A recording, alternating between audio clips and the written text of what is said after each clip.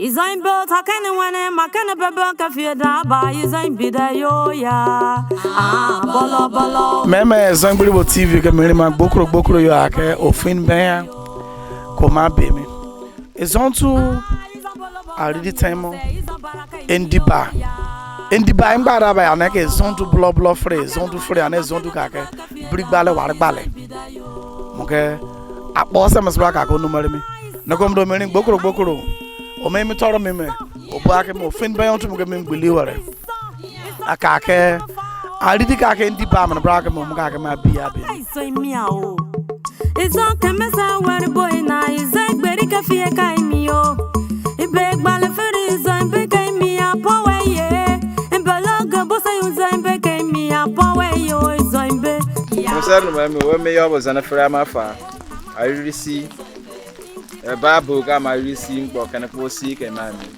so ma ri no me sim nya ko mu kan ke angoti man me o ma me wa ri ga si wa ri bo mu kro mo ni mo ma kare den di se anaga ndi bo no ba wa ko mu bo pore tora ka re ma ko mu yare ake ye fe gari fe adan fe ko ra to a so ko mu kan ke management ani a ko mu ba mi ni bolo me o me son torogo and I did black and time ago. Men sending brigbale, warbale, kaka warbale. Mimi bomb got a black and meow.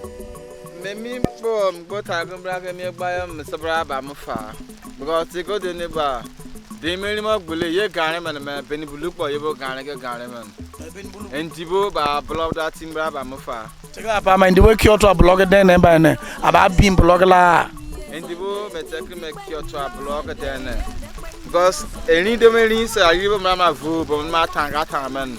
I could get him water into the Pratant, I live a Pratant, but me take him up a bonumina, or may one man again talk of my meal, up a woman's randomina. So, take him management of man, Amy, and Toropo Simon, Toroba blood lumutin for all the time, Metolo, Medjam, Talmo, Lumu. O datu onyo tu mo sitin beda ba man powe ke powe ekpo menji ke kom ne kolokolo ke mo kom ne ali ke mo kom ne ababa mo tuli bo mo ko msaga ba memi me na blobra fa ba mo fa yes ali di papa ke mi ga mbe me zo me ba nda ali di akana ayin ali di mi e pompo ma ali di mi e sun ali di mi mo ko bem ba te pa ali di a mem take ma ali di mare all right Mari me na me duwele me me ogidigbozi ga mgo me atemen ogidigbozi yes me ke mga kleba na adirigare o me na 2 in 1 ga mgo me egbe me 2 in 1 me akri me moti de ba me na kala yiri toro 3 finger ga me atemen e ba me ago kiri kan bra sangbala ma bra sangbala kala bra sangbala me moti de ba me na kala ma yiri ga kan egbe mo me ma yiri go kan egbe me abo me ama bra kri me mti de ba mana tarabra sangbala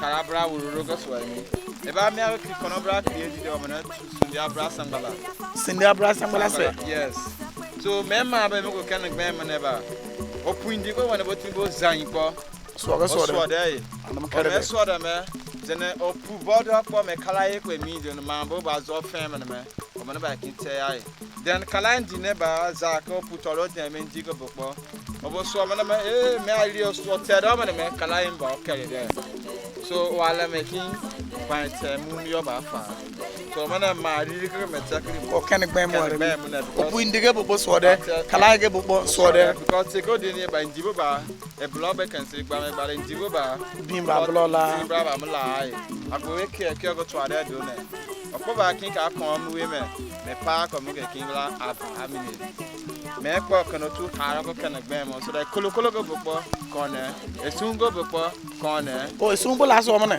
se agbo bo ka gbe wale me ma mo kana gbe me mo ne mind ji pa bo kala ya mo pia mo ko me ma kala mi me o kidi go ju tam mi me kam clear awa ri ka re o e glorify yeah ara ri time ne wa re ka alright mari me zan brabo go time wa sato na ri kromo ne man blo me ka ri kromo no wo me ko me na me e na ro fo imo ye me gbe mo pa me ne ba tata ri kromo mo ti mi to gba se la me ke I cut him what I can if I you about me about here man. My problem is an enemy. You're coming out what I do. And me o man block at him man. Me ba draw at him man. Mama ga did that him man. Yes. Okay, well I to meet Ils en bolo bodom ye mo se ils en baraka mio ya bolo bolo akana wane makana beba ka fieda ba ils en bidayo ils sont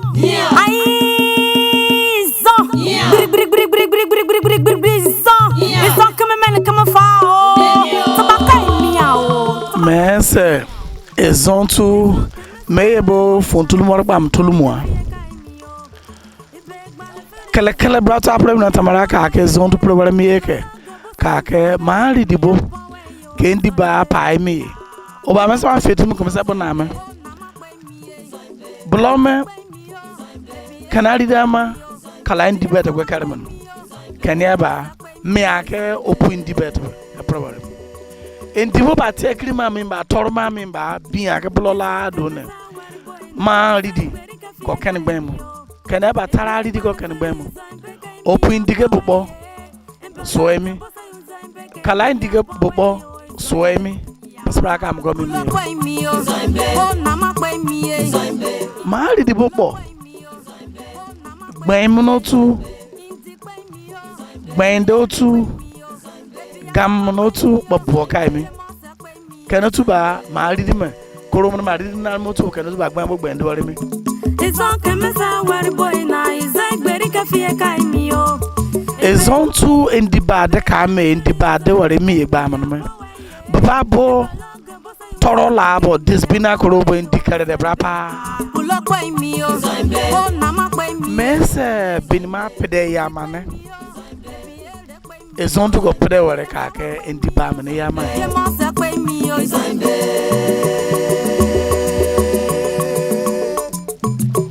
Mimi yango bom den ye me mai mam no temene mam otubo me tubo me bege klika fun tout mora mini mo go mbem ane kan gbo mim fun tout mutimene be mba fu wara bo men da mim ya boda ba ngbo mbra ko ngbo tuma royo da ba Baby ya sawa pe mi yo.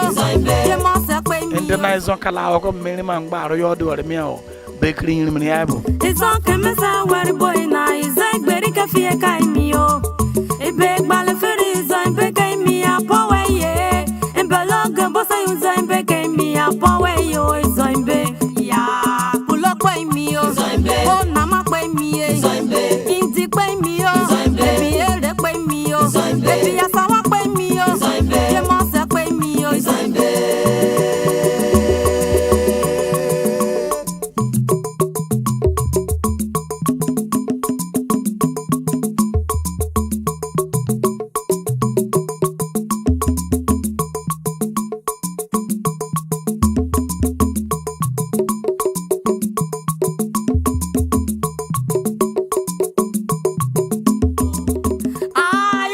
Bodom ye mo se ils en baraka mio ya bolo bolo akana wane makana beba ka fieda ba ils en bidayo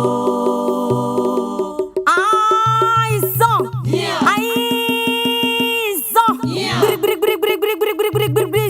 ils sont comme men comme fao tabaka miao ils ont comme ça where boy na ils en gberi ka fie kai mio. Big ball feri zon be kai mi apowe ye. Embelog bosa yun zon be kai mi apowe yo zon be ya. Ulo kwai mi yo. Oh na ma kwai mi ye. Indi kwai mi yo. Baby ere kwai mi yo. Baby ya sawa kwai mi yo. Ye mo se kwai mi yo.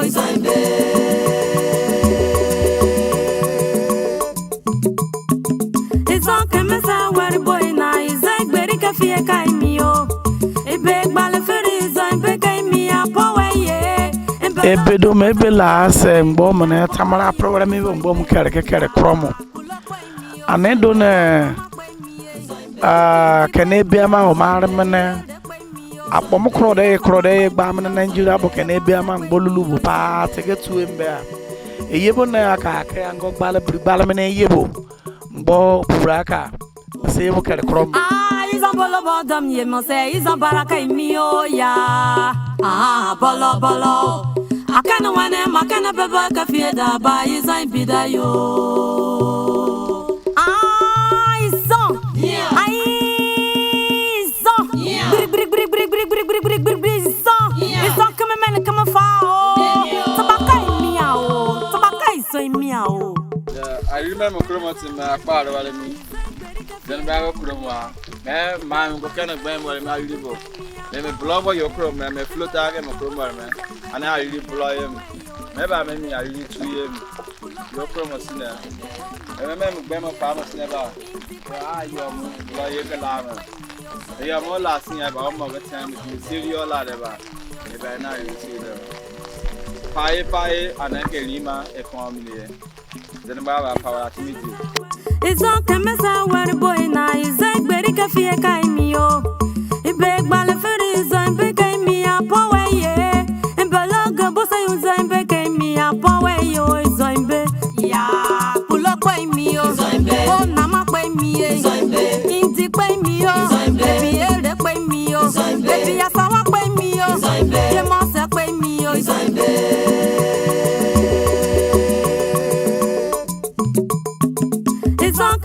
Where boy na is a very cafe caimio. A big balafuri zone became me a power ye. And Balaga Bossa Zone became me a power yo zombe. Ya, pull up by me o zombe. Oh, Nama by me a zombe. Inti by me o zombe. Baby, elder by me o zombe. Baby, a sawa by me o zombe. You must have by me o zombe.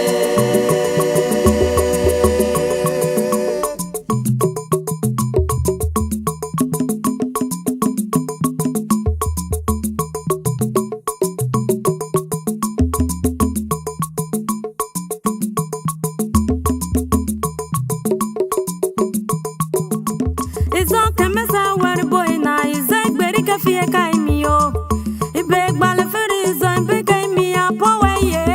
And Balaga Bossa Zone became me a power yo zombe. Ya, pull up by me o zombe. Oh, Nama by me a zombe. Inti by me o zombe. Baby, elder by me o zombe. Baby, a sawa by me o zombe. You must have by me o zombe.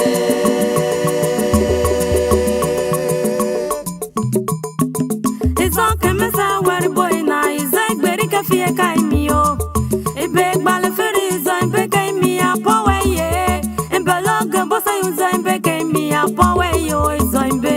Ya, pull up by me o zombe. Oh, Nama by me a zombe. Inti by me o zombe. Baby, elder by me o zombe. Baby, a sawa by me o zombe. You must have by me o zombe.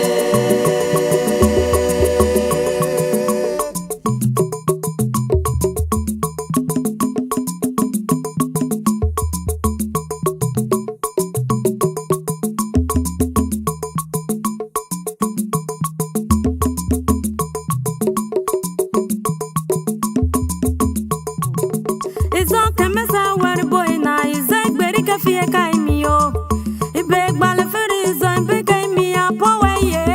And Balaga Bossa Zone became me a power yo zombe. Ya, pull up by me o zombe. Oh, Nama by me a zombe. Inti by me o zombe. Baby, elder by me o zombe. Baby, a sawa by me o zombe. You must have by me o zombe.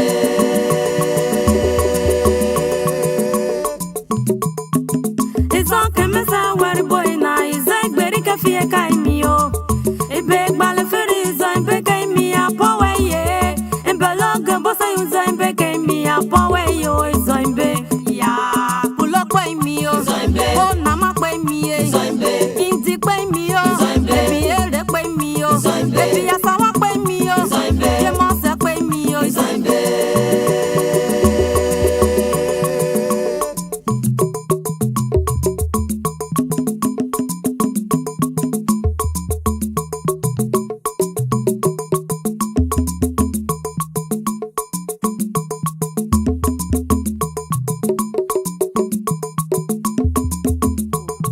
It's all Camesa where boy na is a very cafe caimio. A big balafuri zone became me a power ye. And Balaga Bossa Zone became me a power yo zombe. Ya, pull up by me o zombe.